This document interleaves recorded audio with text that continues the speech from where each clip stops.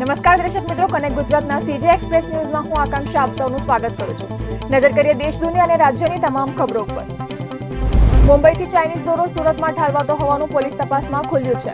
ચોક બજાર ગોડાદરામાં ગ્રાહકના સ્વાંગ રચી પોલીસે ચાઇનીઝ દોરો વેચતા 3ને પકડ્યા છે. છેલ્લા 3 વર્ષમાં 70થી વધુ લોકોને પતંગની દોરીના કારણે ઈજા થઈ હતી અને ગળું કપાઈ જવાથી 5 વ્યક્તિના મોત નીપજ્યા છે. ગુજરાતમાં પશુપક્ષીઓની સારવાર અને રક્ષા કરવા માટે 10મી થી 20મી જાન્યુઆરી સુધી કરુણા અભિયાન શરૂ કરવામાં આવ્યું છે, જેમાં ઈજાગ્રસ્ત પશુપક્ષીઓનું રેસ્ક્યુ કરવામાં આવશે.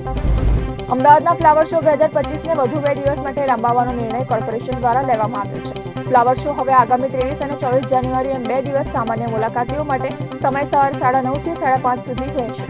દેશની રાજધાની દિલ્હી સંપૂર્ણપણે ધુમ્મસમાં લપેટાયેલી જોવા મળી છે. ધુમ્મસ એટલું ગાઢ હતું કે બધું જ તેમાં ખોવાઈ ગયું હતું. દ્રશ્યતા 0 મીટર સુધી પહોંચી ગઈ છે. ઘરેથી કામ માટે જતા લોકોને ભારે મુશ્કેલીનો સામનો કરવો પડી રહ્યો છે. ગૂગલ મેપ્સના કારણે આસામ પોલીસ ગેરમાર્ગે દોરાઈ હોવાની ઘટના સામે આવી છે.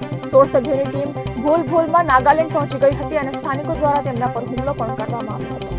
છત્તીસગઢના મુંગેલી જિલ્લામાં લોખંડની પાઇપ બનાવતી એક ફેક્ટરીમાં ચીમની તૂટી પડતા 25થી વધુ શ્રમિકો કાટમાળ નીચે દટાયા હતા.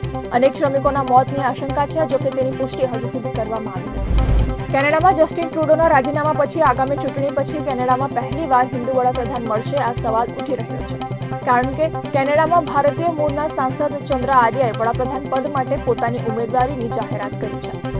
પાકિસ્તાનમાં શ્વાસ અદ્ધર કરી નાખનારી ઘટના બની છે, જેમાં તહેરીકે તાલિબાન નામના એક આતંકવાદી સંગઠને અણુબોમ્બ તો નહીં પરંતુ અણુબોમ્બ બનાવનાર 16 વૈજ્ઞાનિકોનું અપહરણ કર્યું છે. ખુદ ટીટીપીએ અપહરણ કર્યાની કબૂલાત કરી છે. શાહિદ કપૂર આગામી પ્રોજેક્ટ માટે દક્ષિણના સફળ દિગ્દર્શક એકલી સાથે વાતચીત કરી રહ્યા છે. તે હવે જલ્દી આ ફિલ્મ સાઇન કરશે તેવી શક્યતા છે. ફિલ્મ ઇમરજન્સીની રિલીઝ પહેલા જ કંગના રનૌતે કબૂલ કરી લીધું છે કે આ ફિલ્મનું દિગ્દર્શન કરવું એ તેની બહુ મોટી ભૂલ હતી અને સ્વીકાર્યું છે કે ફિલ્મ થિયેટરમાં રિલીઝ કરવાનો પોતાનો આગ્રહ પણ ખોટો હતો. આ ફિલ્મ સીધી OTT પર જ રિલીઝ કરવા જેવી હતી. તો હતા કનેક્ટ ગુજરાતના આજના સીજી એક્સપ્રેસ ન્યૂઝ. નવા સમાચારો અને વધુ અપડેટ માટે તમે જોડાયેલા રહો કનેક્ટ ગુજરાત સાથે. ત્યાં સુધી મને રજા આપશો.